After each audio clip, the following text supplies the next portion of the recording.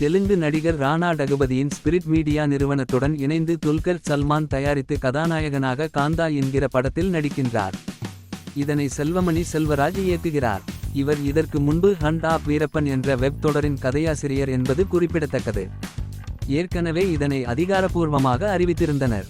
இதில் கதாநாயகியாக பாக்யஸ்ரீ போர்ஸ் மற்றும் சமுத்திரக்கனி முக்கிய கதாபாத்திரத்தில் நடிக்கின்றார். துல்கர் சல்மான் திரையுலகிற்கு வந்து 13 ஆண்டுகள் நிறைவு பெற்றதை முன்னிட்டு காந்தா படத்தின் முதல் பார்வை போஸ்டரை வெளியிட்டுள்ளனர். இதை தனது சமூக வலைதளத்தில் வெளியிட்ட துல்கர் சல்மான் அதன் உடன் இந்த மாதிரி காலத்தால் அழியாத கதையில் நான் காலத்தால் அழியாத கதாபாத்திரத்தில் நடிக்கிறேன். இதனை எனது 13வது திரைப்பயணத்தில் கிடைத்தது எனக்கு மிகப்பெரிய பரிசு என குறிப்பிடப்பட்டுள்ளார்.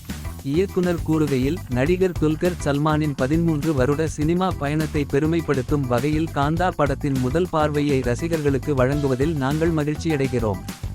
இந்த திரைப்படம் துல்கரின் சினிமா வாழ்க்கையைப் போலவே பல பரிணாமம், சவால் மற்றும் அர்ப்பணிப்பு ஆகியவற்றின் பிரதிபலிப்பாக அமையும். இது நிச்சயம் அவருக்கான படமாக இருக்கும் என்றார்.